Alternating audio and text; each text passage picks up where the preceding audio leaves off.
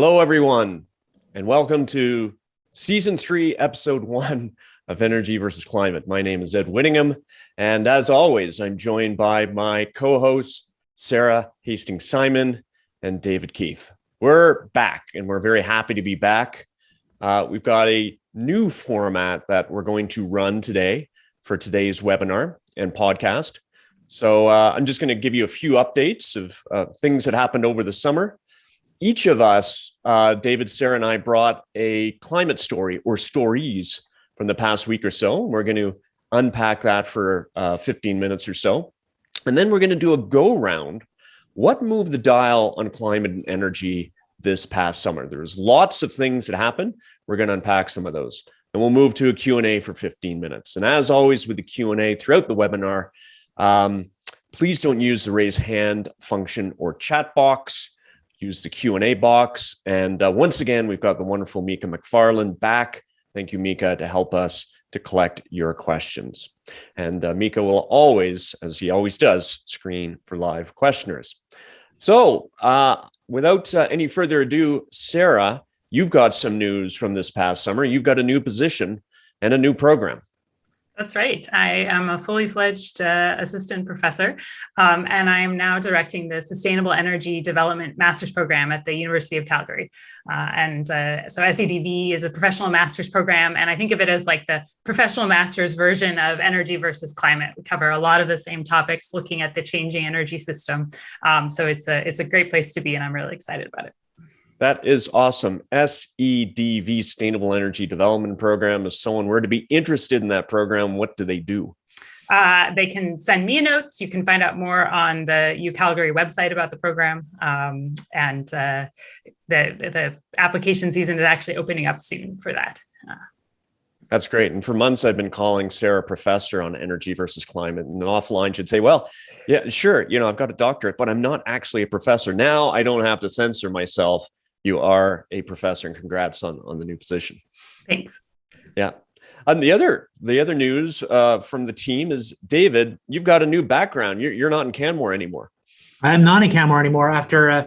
So I left Cambridge in March 2020 for a week of spring break in Canmore, and I stayed for a year and a half. I came back about 4 weeks ago, and I got to say it's been extraordinarily, just amazingly energizing being in front of students. So actually, I'm teaching an energy systems course. I actually wasn't that keen to teach. That was some dean level people twisted my arm, and yet despite that, actually being in front of 36 or so super amazing students was just so energizing. So it's really felt good to be back here. To talk about COVID for a second, it's interesting to see what a big institution like this can do. So Harvard has built a system of testing with PCR tests. I get one weekly, but you can get it basically as often as you want, self-administered, 24-hour turnaround. Undergraduates, I think, get it every other day now.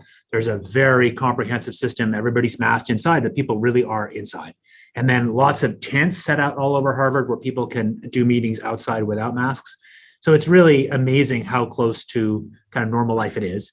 And to talk about my class for a second, this course I kind of didn't want to teach. I'm now loving teaching again. It's my energy systems course that I really first built up at UCalgary. And it's called Energy Within Environmental Constraints. And there's a edX, MOOC, massive online version of it.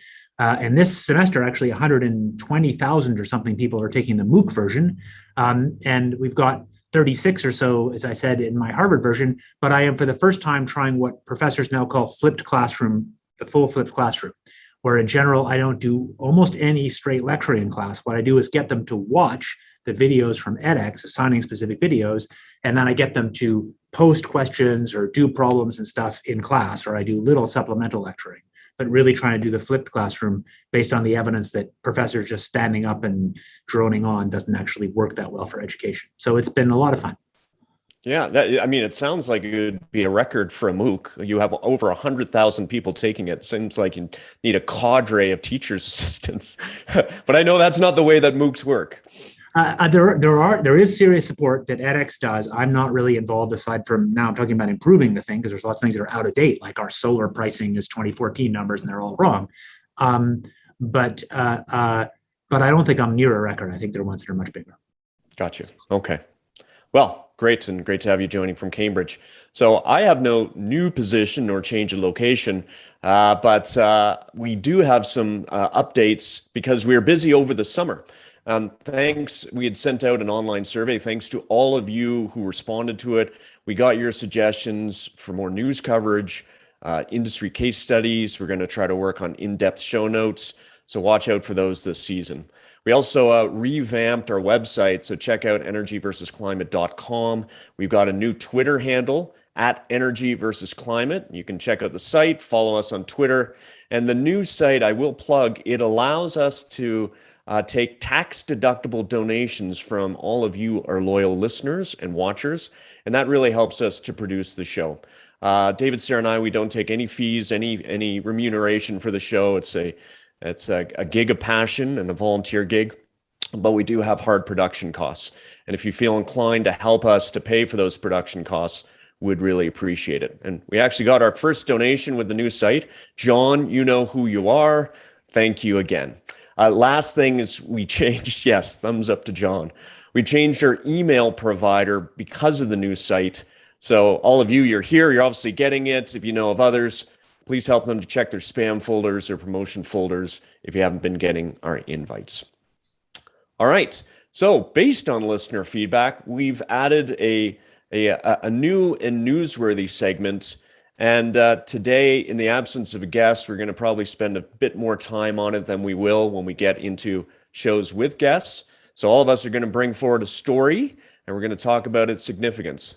So Sara, over to you for the first new and newsworthy story.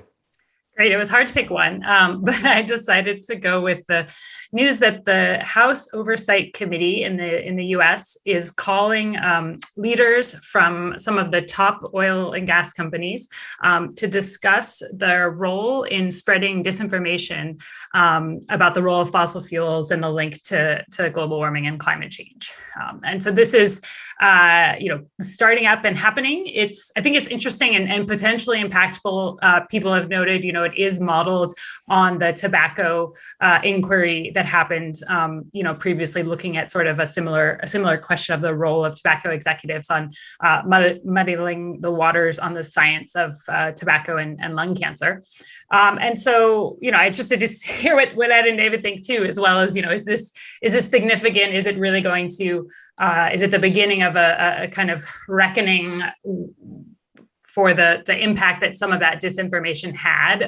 Because there is, I think an increasing number, starting with the earliest I'm familiar with, at least this Merchants of Doubt work, but continuing with the work of on the podcast Drilled, for example, with Amy and her reporting, and we'll put links to all these, I think, in the show notes. But I think it's it has the potential, I think, to be really moving the conversation forward and kind of changing. That then links to things like, well, is there a financial responsibility that these companies now have? So definitely one I'm going to be watching. As it happens, I walked by just an hour ago out of my class, Naomi Oreskes, the author of Merchants of Doubt. We just smiled and waved at each other. I'm not sure. I think one view would be that at this point, everybody knows that the companies tried to block information. But on the other hand, they fundamentally were producing a legal product under rules. So it's not clear what the room to sue them would be. Yeah, and I think I'm encouraged by it. I don't like it when companies lie and they get away with it. But this, I wonder, it's an old story. And as you say, there's a podcast called Drilled, which has done a very extensive job of documenting it, as Merchants of Doubt did as well. So I'm wondering what could come out of it. And I don't understand, I guess, U.S. laws well enough to know what kind of financial penalties could come out of it. It was very clear when you get to health impacts in tobacco, that much is clear to me when you're jeopardizing lives. Now, we're going to talk about this in a bit, but there's still a tougher link in certainly the eyes of politicians to draw between those companies and their misinformation campaigns and costing lives. I think there's a tougher link, although it's getting clearer, right? So some of the advances in attribution science, and again, maybe we'll talk about that later. We used to always hear reporting that, okay, there was this heat wave or there was this flood, and we can't, it's likely to be linked to climate change, but it can't be proved. And that has really advanced as far as using methods that really allow researchers to understand what role climate change plays in a given disaster. So I think there is a potential scope for that. I mean, we probably, to your point, is what's the legal implications for that? I think we probably need a U.S. lawyer to talk about. But I think there is the possibility to sort of take events that are happening and more closely connect them to some of this action. So I think the change in attribution is really exciting. And just a little bit of background, I mean, the basic thing you do is you run an ensemble that is a whole bunch of climate models, 100 of them, say, and you run some of them without the CO2, but everything else being the same, the volcanoes and other stuff, and some of them with the CO2, and you look essentially at what fraction of them display the thing that happened, the heat dome or whatever, and then you can say what was the contribution of the carbon dioxide to the heat dome, for example. And I think that's really credible science, and it's grown a lot.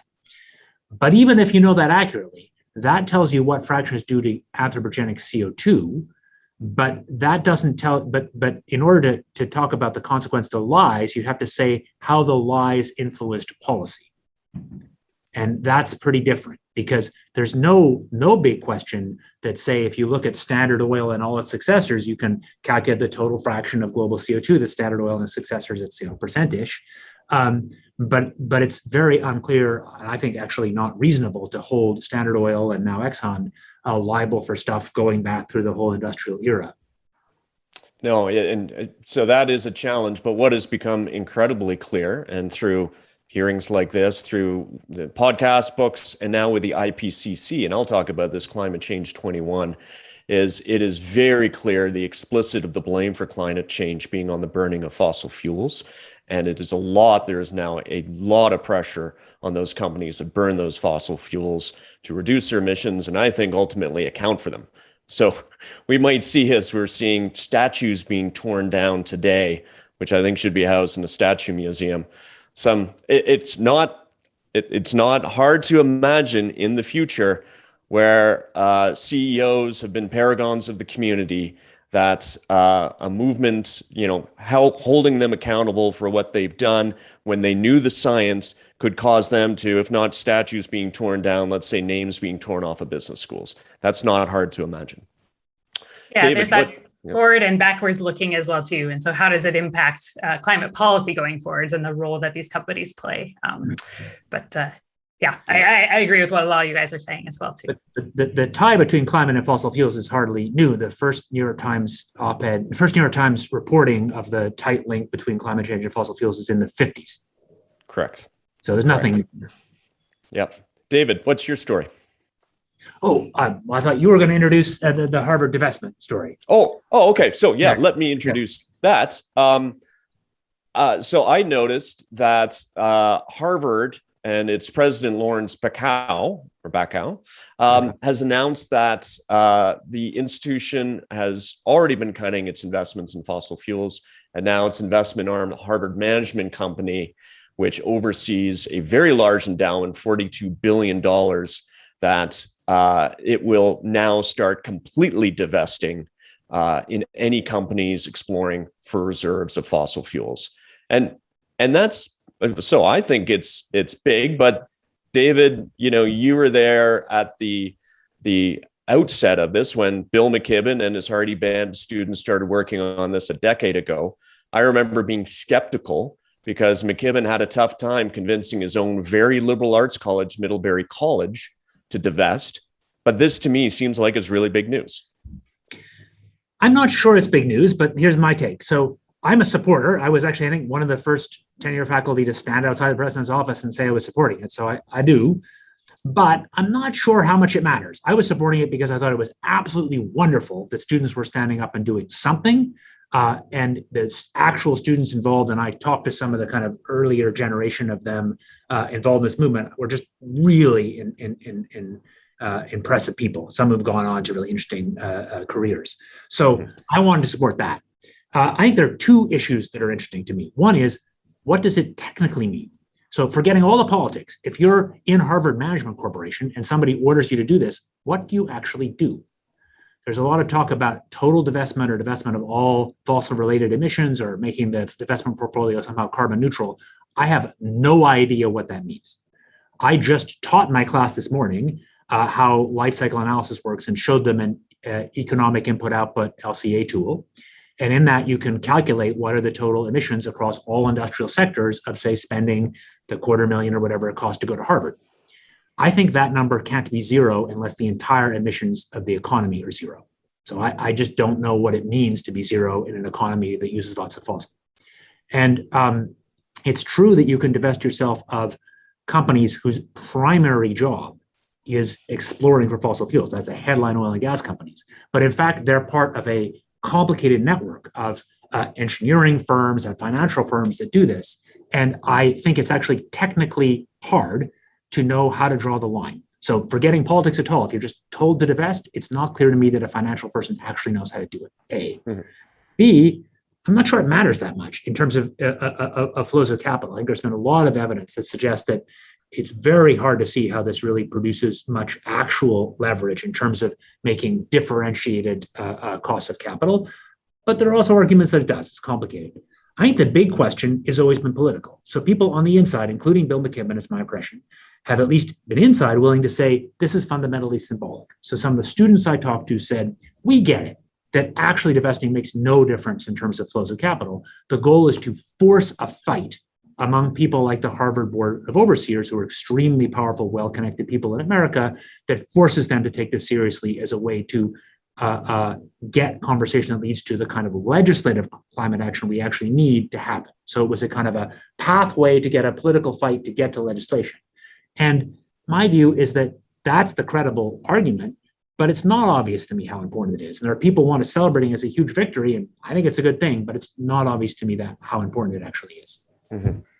I agree that it's nuanced. And I think we talked about this a while back when we had our episode on financing. I think to me, it's still newsworthy and matters for two reasons. So one is that I think it's a sign of the times and where things are going, right? And Ed, to your point that, it was hard to get a, relatively small liberal arts college to sign on to this initially. And now you have, large leading universities doing it is a sign. And they are not necessarily ones who are going to, frankly, stick their neck out on this kind of thing. So I think in that sense, I think some of the recent divestment announcements in the oil space are really more, people getting out in front of the parade that's happening away from a long-term future for fossil fuels. But that's still a sign of what's going on. I think the question of when does it really start to bite as far as actually impacting how hard it is to raise financing, and we may not be there yet, but something similar would have been said about coal not that long ago, and now there was a study I think earlier this year from Oxford that showed that the cost of capital for coal for investment in coal is now something like 4 times higher than for renewables. So you do eventually, as you shrink the potential pool of capital, it takes some time, and you certainly don't necessarily run out of capital, but that capital starts to get a lot more expensive. And that makes a really big difference then when you talk about the cost of going ahead with a given project. That cost of capital is a big lever, a big contributor to that cost. So I think that, I would agree. I don't think we're there yet in the oil space, but the history of how that looks in coal, which I think arguably is there, shows that could come in the future. And then I think, maybe foreshadowing one of the other news stories is after you get to the higher cost of capital, then you finally get to you just run out of capital. So there's sort of these phases in the impacts of divestment on the ability to move forward on projects. Yeah. And I know I go back and forth on divestment in general and wondering whether it's a nothing burger or its significance. And I think it really depends on, what's going on or what I'm feeling when I wake up in that morning. On a nothing burger, for a lot of the reasons that you said, David, it's ultimately, when you look at overall capital flows, I think it could be insignificant. But on it being a something burger, I think back to the interactions I've had with CEOs, and I think I've mentioned this before, and they'll rail about divestment and how meaningless it is, and it's nothing but an annoyance, but then they spend the whole lunch talking about it. So it's clearly in their heads. And that symbolic significance and the signal that it sends to them at the same time when they're getting a dozen other signals in the lead up to COP26 is really important. And what I will note is that when this started 10 years ago, the Harvards of the world said, well, we'd like to do this, but it's too complicated. And again, some of the complexity, David, you'd mentioned, but now they've clearly bowed to that pressure. And in spite of it being complicated, they're saying, we're going to do this. And that there's going to be some forced public transparency around exactly how they're doing it, whether those are direct investments or they're indirect investments through private equity. So where I am today, Monday, September 27th, I think it's a something burger. I think as we'd all agree, it's something that adds up to the general social climate that makes it easier to get the fundamental political deal done, the law. So all these things make it harder, make fossil fuel companies targets less socially credible, harder to recruit really good talent as well as money, and all those things, and give them less kind of political capital to lobby. And all those mean that when the hard decisions come about legislation, the legislation is really going to change outcomes. It makes it easier for the forces that want to legislate hard to win. All right, let's put a pin in our new newsworthy segment for today. Thanks for that. But before I do that, actually, I'm moving on. I'd forgotten I've got a couple news stories. So let me just talk briefly about them. One, and both are China-based. So one is a state-owned China green development group is beginning construction on a 3.3 gigawatt hybrid solar PV concentrated solar project. And in addition to that 3.3 gigawatts, it's adding 520 megawatts of energy storage. And I think it's significant for a couple of reasons. One, we had a price wobble at the beginning of the year on solar. Solar was cheap. It got expensive because of the polysilicon rise. It's now back to being cheap. It's also further evidence that we need of solar being the world's largest market for PV. Well, Japan and Greg Nemeth at the University of Wisconsin has done some great work documenting how solar became very cheap. But the US played its part, Japan played its part, Germany played its part. But since 2013, China has been building plants not at the hundreds of megawatt scale. They've been building plants at the gigawatt scale. And now that they're doing storage, they're really driving down the cost of storage projects, which is what we need here in Alberta. We've shown, like the Traverse Solar Project, as one example, we can do solar PV big scale, 465 megawatts, but we can't do unsubsidized storage yet. And for big thermal jurisdictions like Alberta, if we're going to address the congestion concerns or the need for new transmission that governments have, and why some of them, including the government in this province, are now actively opposing federal investments in renewables projects, we have to address congestion and transmission projects. And that comes through storage. And the other one, this is a big one, and that's China saying that we're not going to now build new coal energy plants abroad. And President Xi Jinping made that announcement at his UN General Assembly speech, same day that President Biden talked about his climate plans. I think that's big. They've been talking under the Belt and Road Initiative of building not just ports and not just other infrastructure, but building a lot of new coal plants. And now they're saying, we're not going to do that. It's significant. Now we need China to address its own coal fleet. And that's on the order of 1,000 gigawatts. And if we're going to be at all serious about climate change, not only do we have to stop building new plants, like China said, 300 gigawatts new plants still planned. We need to take existing coal fleets, have them in the case of China or in other places, phase them out entirely. Maybe one just quick metric there. So the 3 gigawatts of solar, single solar installation in China, that's about 20% of the total Alberta generation capacity. So just to give people a sense of the size of and scale of that. I think the announcement about Belt and Road and new coal is one of the most important things I've seen in climate in the last year, basically. So I really think it's very important. There were a bunch of my colleagues here who spent a lot of the last couple of years really worrying on this topic and trying to lobby for some change. And they had some estimates of the total carbon footprint of the sort of full Belt and Road Initiative. This is this idea of Chinese, you can look at it as empire building or foreign aid development is somewhere in between, in my opinion, but a set of Chinese money flowing out to other countries, developing countries in Africa, Southeast Asia, et cetera, to build infrastructure. And if that infrastructure was heavily fossil, not just coal, that has huge consequences for the climate. More important maybe than anything China does on its own internally. So I think it's a very big lever. And what I hope, and I think is a reasonable thing to expect, is that this is the beginning of a change in Belt and Road. So coal was the most obvious thing, but of course, coal isn't the only fossil fuel. Mm-hmm. And the question is, does this cascade to other changes in the way funding for Belt and Road initiatives happen? And I really see that as one of the big pieces of climate news. That's really interesting, David, because I think that the point that, China is clearly positioning itself as a leader in renewable energy technology means that, it's not sort of a choice between economy and environment for them if they start to steer the Belt and Road Initiative into lower carbon forms of generation. And so, that is at least a possibility aligned with their, overall industrial policy. Yeah, I think they want to do a lot of things. I think there are trade-offs, but the scale of Belt and Road, remember, is measured in like 5 to 8 trillion total spending. So it's really an amount of capital spending that dwarfs almost anything else you could think of.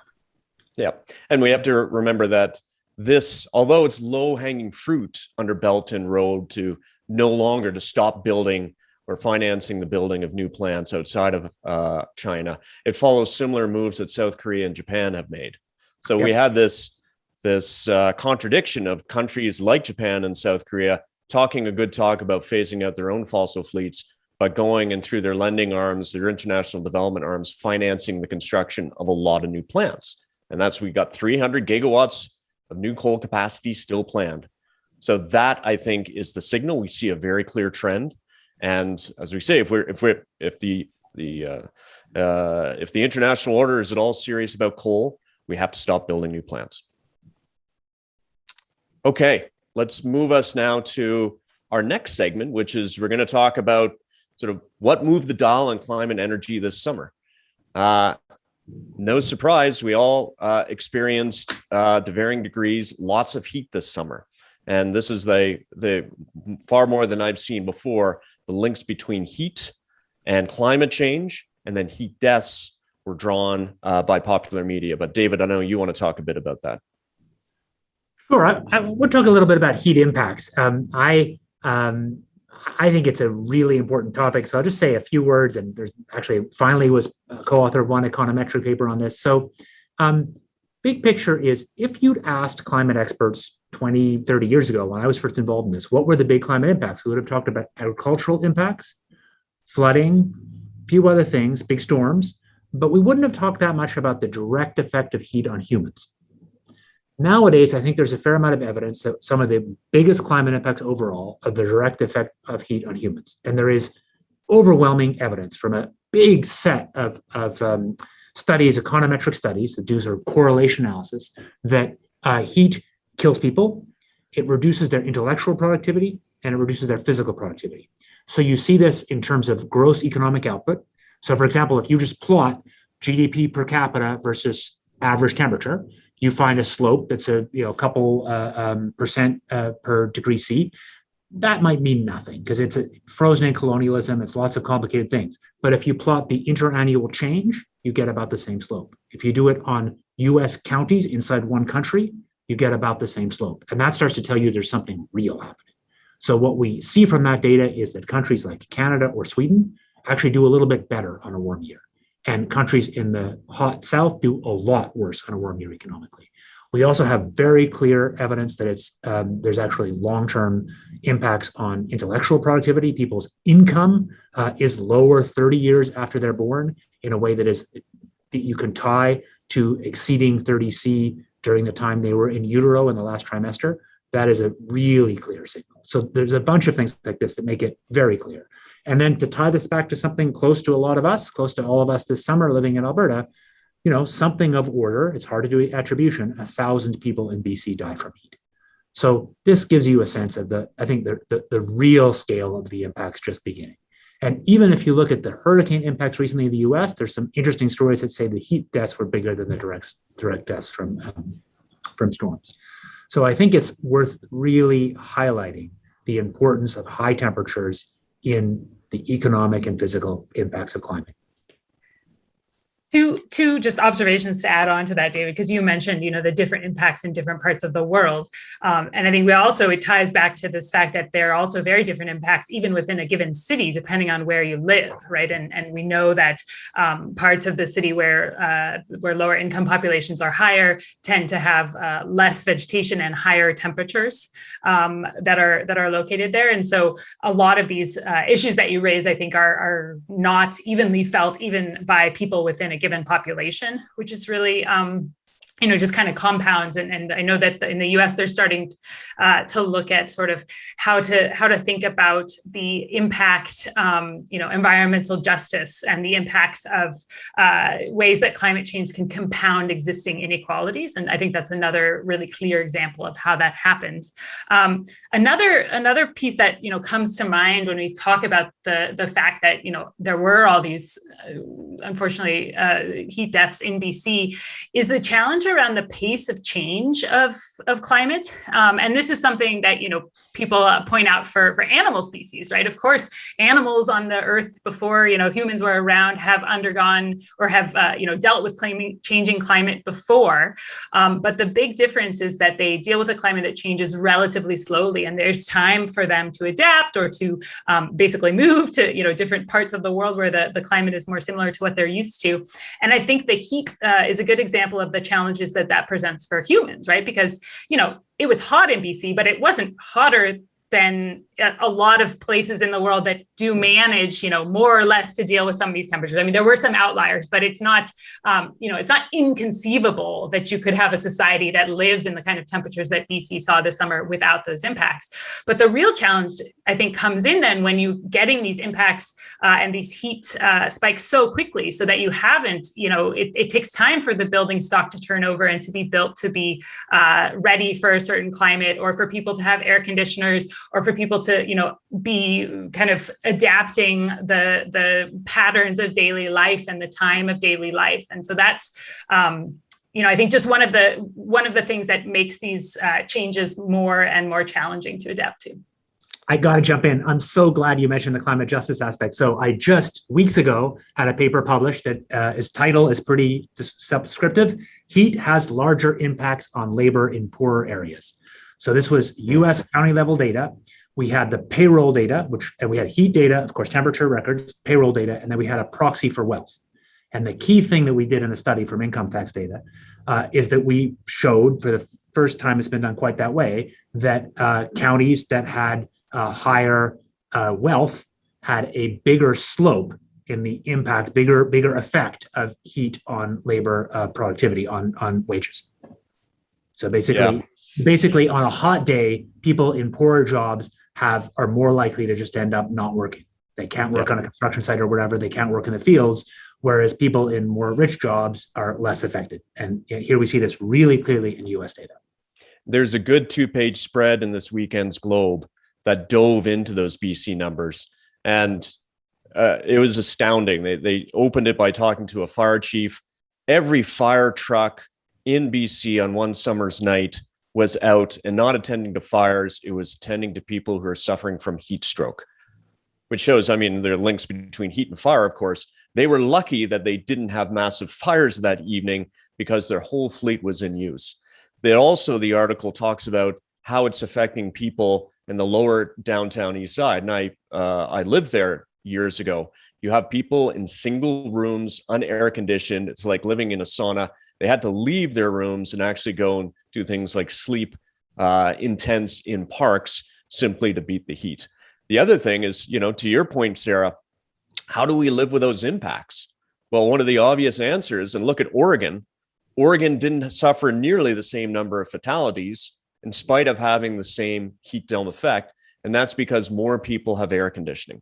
So how do we live with those impacts? You could say, get air conditioning in your house. Not many Western Canadians do. More and more Western Canadians will. We can see how that compounds the problem in terms of draws on our electricity grid. And we can also see how that compounds the social injustice problem, because to be able to install AC in your house, that is not available to people of low economic means. They're going to continue to suffer from the heat. Last thing I'll say, and we're not talking enough, and having floated the St. Mary's River in BC during that heat dome, and for a guy who doesn't like cold water, I could get in there in my bathing suit and my PFD and float down. It's a glacially fed river, and yet I was swimming in it like it was a bathtub. That is going to produce fish kills, and I think we're only just we don't have the data yet, but we're going to see massive impacts on fish stock from these heat domes. Okay, why don't we leave heat at that? It's sobering, and my concern is 20 years from now, we'll look back at the summer of 2021, and by comparison, it will seem like a cool summer. I hope that's not the case. For me, over the summer, I want to talk a bit about the IPCC Climate Change 2021 report, the physical science basis. I remember, I'll give a shout out to a Canadian author, Arno Kopecky, who's written a very good book called The Environmentalist Dilemma: Promise and Peril in the Age of the Climate Crisis. But I started to crack this book while sitting on the shores of the Kicking Horse River when it was so smoky from local fires that you couldn't see more than a few hundred meters down the river. And around the day that I was reading it was when that report came out. That report, I'd say, is both significant and insignificant. It's not newsworthy. We've all become inured to some doom and gloom science. It's like a weekly reminder of our inadequate response to climate. And it's not going to be the report that will change everyone's minds. It won't change the trajectory that we're on, which is to blow way past 1.5 C. And right now, if you tally all the national commitments, it still gets us to 2.4 C of warming at the moment. But it is significant in that the executive summary of these IPCC reports, they get a line-by-line read-through of all IPCC member countries, and that's 195. And this executive summary of the report is very explicit, as I mentioned before, about putting the blame for climate change on the burning of fossil fuels. It's very significant about some of the impacts that we're going to see on oceans, including ocean acidification, the Canadian Arctic warming much faster than the rest of the globe, sea level warming and rise. And now it's also saying that we will most likely reach that 1.C warming target threshold sometime in the 2030s. And that's significant. Principally, we talked about it earlier about China. China is committed to net zero by 2060.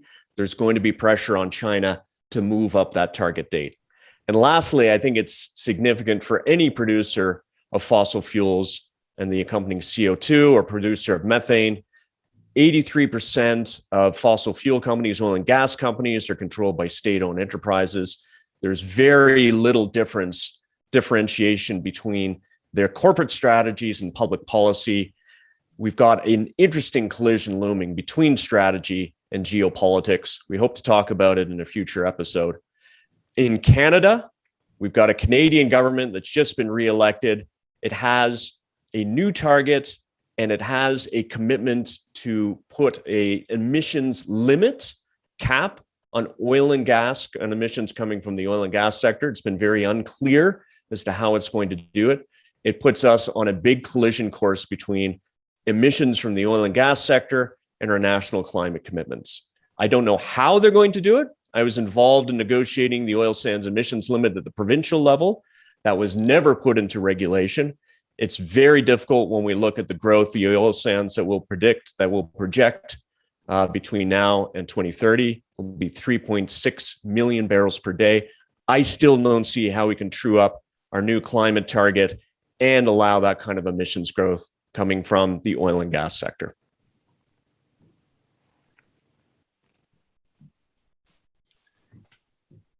Ed, see the chat. Are we going to a question? I had one good news piece I wanted to share. Yeah. Well, Sara, why don't you share your good news piece and then let's turn it over to Q&A.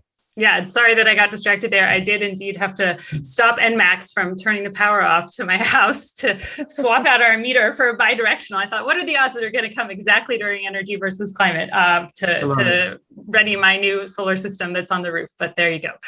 So I think I've avoided that, and we'll have that happen later. But on the sort of progress note over the summer, I did want to share some news around EV adoption, because I do think that there are some signs around the pace of change picking up on some of these areas. And so when it comes to EVs in particular, the US EV sales data showed that for the month of July, 5% of all light duty vehicles, so that's everything including pickup trucks and SUVs, were electric, and 20% of cars were electric. So you might say, well, 5%, that doesn't really sound like a lot, but that was double what it was the previous year. At this point, there's still a very, very slim pickings when it comes to purchasing an electrified SUV or pickup truck. So, that 20% is really, I think, a fair representation out of the offering, what's there. And then, again, just to remember that the way that exponential growth works, if you have a doubling to 5% in a year, and that pace of growth were to continue, you need 4 more doublings to get to 80%. So that would be 4 more years, along that growth rate to get to 80% of all light duty vehicles in the US being electric. I guess we'll have to come back in 4 years to EVC to see if we hit that number. But on a similar note, in Norway, only about 10% of the vehicles that were sold there in the last month where data is available were non-electric. And that's down from about 20% last year. So, it's going to be hard probably to get to that 0, because that, last percent is always the hardest to go, but they seem to be marching down that growth curve pretty steadily. And so this is, I think that the adoption of electric vehicles is always like most adoptions is always going to feel like nothing much is happening until it all is. And I think we're starting to see that signs really of that pace picking up. And if you go back in time, in 2019, a few years ago, you already had Daimler, right, one of the big motor producers, and I'll try out my German here, put in a Verbrennungsmotorrad Entwicklung Stopp, which is basically a stop to the production or the development of new generations of internal combustion engine design. So they, that comes the step before. Of course, you're still building the last generation. But I think the evidence is starting to pile up more and more that this is happening. So, just sort of, it often, I think, feels slow, and it is slow in the pace of, the action that we need to see to avoid the worst impacts, as Ed was talking about. But I think that there is, it's good to step back and look at where we do see that progress happening.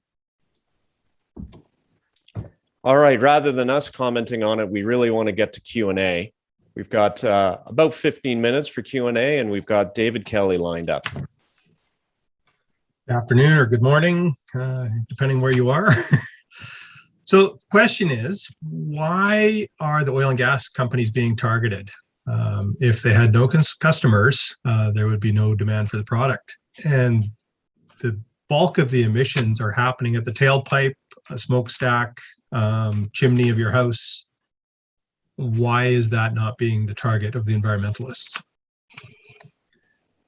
I think it's Oh, go ahead, David. I was going to say, it's a great question. And it comes up a lot in the debate. I think it was Catherine Hayhoe I saw recently saying something about this on Twitter, of the point of, there are certainly things that we can do as individuals to, reduce our impacts. And those are good things to do. But at the end of the day, we live within a society, that provides a set of options for us. And there's only so far that any individual can go. I can't go and construct an electric minivan if that's what I need to get around. Or in my case, I can't go and build a bike path that I can then use to, transport my kids safely if one doesn't exist. So, yes, there is the emissions come from, people's actions at the end of the day. But a lot of what determines those actions is sort of what's available within the system. And so that's where I think, we should think about what we can do as individuals, but it's not something that any individual can really change on their own. My view is in some ways people do over target on the fossil fuel companies. So I want to kind of take apart what target means. So one aspect is if fossil fuel companies lied, or if they deliberately told truths that were made statements that were against the public interest that downplayed the climate risk. So on that, I think we should go after them hard. But in general, I don't think that's the core of what's happening. The core of what's happening is they're legitimately producing a product that today we need. If you turn off all fossil fuels, people are dying in the street, right? So we need this product now. And yet we understand that we can't keep using it in the long run. We must get off fossil fuels if we want a stable climate. So for me, I don't think that if it's that latter, that's targeting.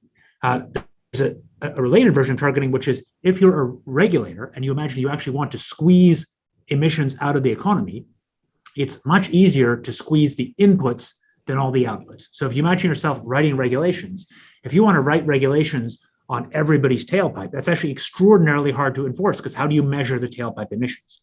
But because at least for carbon, it's a conserved quantity, it's an atom. You know that if carbon enters the economy in the form of oil and gas and coal at the wellhead or coal face, you know it'll get combusted unless it happened to go down a pipe. So it's very easy. There's a limited number of places where carbon enters the economy. So if you want to put a economy-wide carbon regulation on, not because you're targeting oil and gas, but just because you want a efficient regulation that allows high quality free market competition under a social price of carbon, you actually want to put that entire price on where it enters the economy. But that's not because you're targeting oil and gas, it's because you're trying to do something economically efficient. Everybody downstream shouldn't pay any attention to their emissions. They should just pay attention to their costs. Yeah, I'll just add something briefly. I mean, David Kelly, I've got many friends who work for oil and gas companies, and they are good people. And sometimes they do feel like they're bearing a disproportional amount of the burden or the brunt of criticism. But if you look now at government policy and look at what the federal government has done in the last 6 years, it really is an economy-wide approach, because a carbon price, industrial carbon price, low carbon fuel standards, their energy efficiency measures, their national zero emission vehicle mandates, they're not just targeting oil and gas companies, they're targeting every segment. And I can hear some of my friends who work for steel and cement producers who are screaming, saying, we're just as affected by those policies as the Suncors and the Shells and the Cenovus of the world. But yeah, you go after big point source emissions. We're doing a better job of helping to convince consumers to make wise choices, but it definitely is easier to go at the input side. But I want to come back to one last. I think there's an unfair targeting in some cases. So I think about what happened in the US in the Vietnam War, where a lot of mostly wealthier people from the cities targeted the people who were fighting the war as baby killers in a way that I think had profound and terrible social repercussions. I think we got to be careful of the same thing here. So that lots of the people who are the protesters are relatively better off and more educated, and lots of people who are actually doing the work, say of mining coal or upstream oil and gas, a little less so. That's not so true in Alberta, but overall that's true. And I think it really is important to say that right now this is fuel we actually need to run our society, and the people who are getting it out of the ground are certainly not the problem.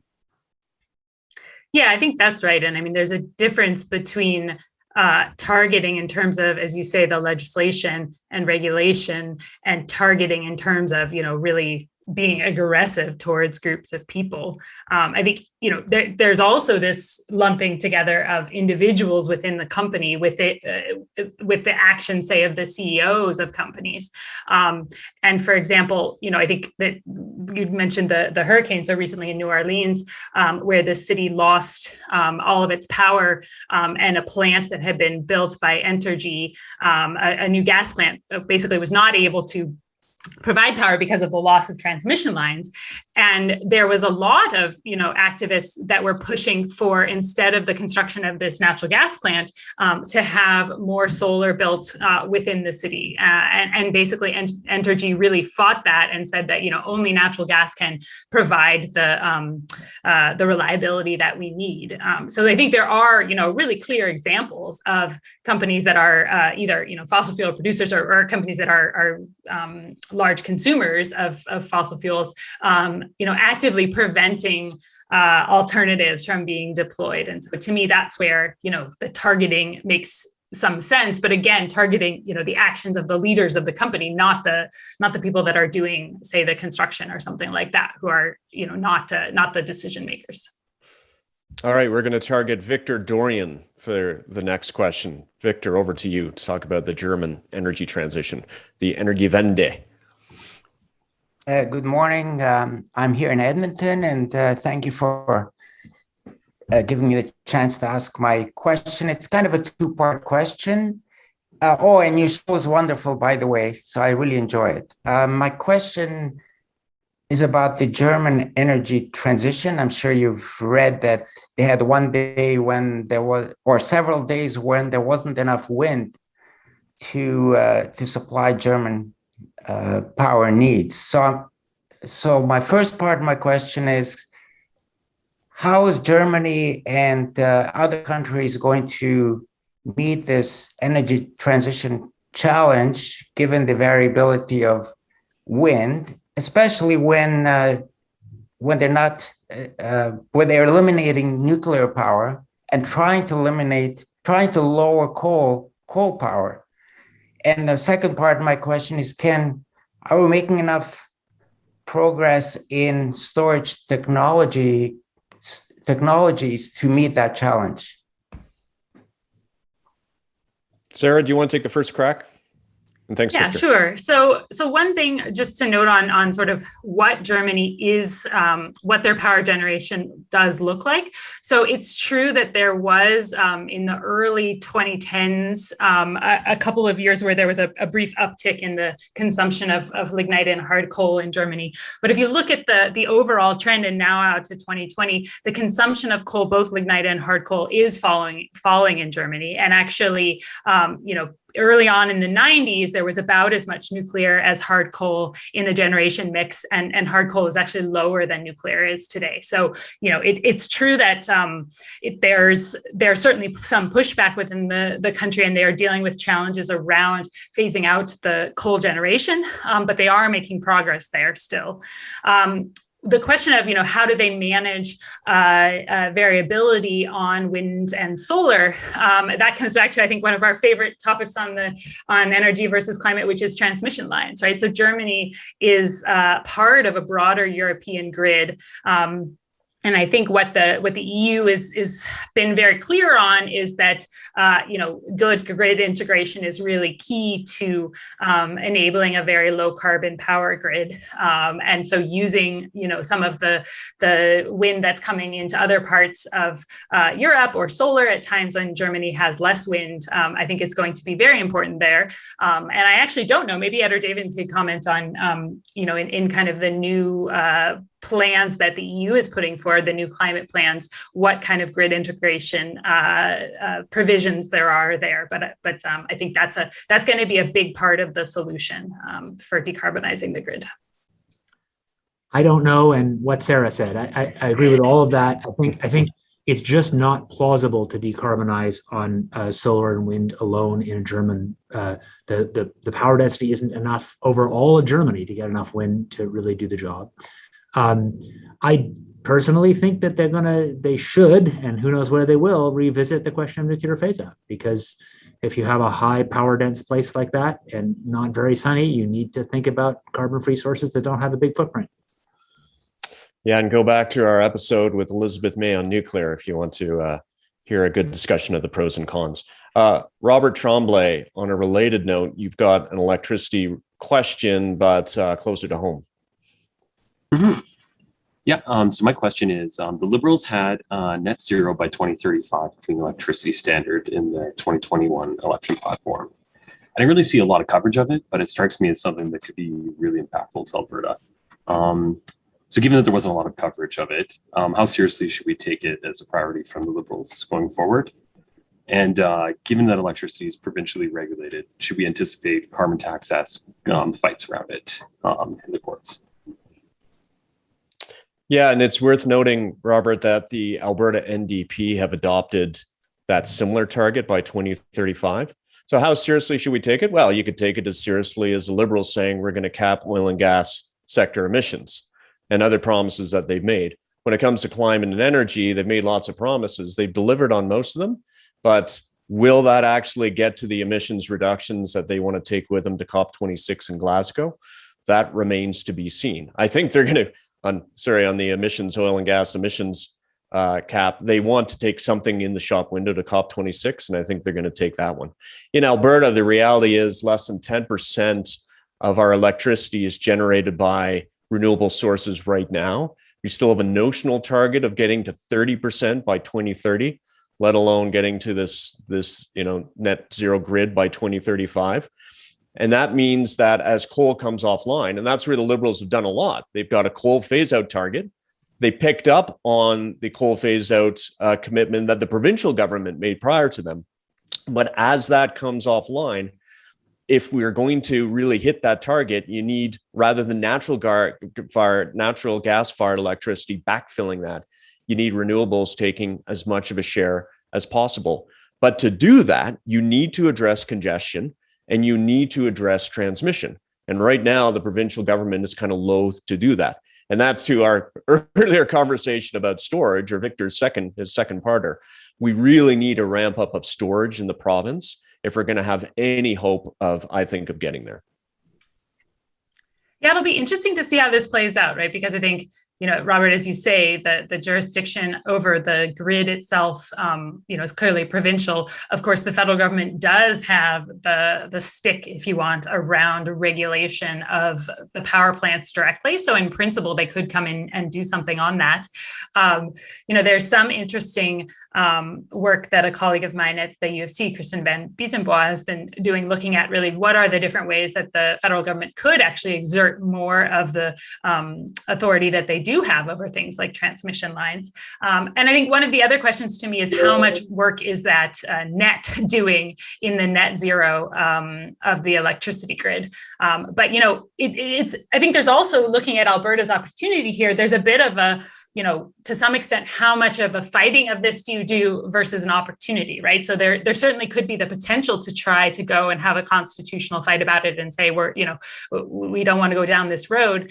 I think an opportunity version of it would be to look at it and say, okay, well, then I want the federal government to build us a bunch of transmission lines, and we're going to build out our wind and solar resources like gangbusters in Alberta, and force BC and others to trade with us to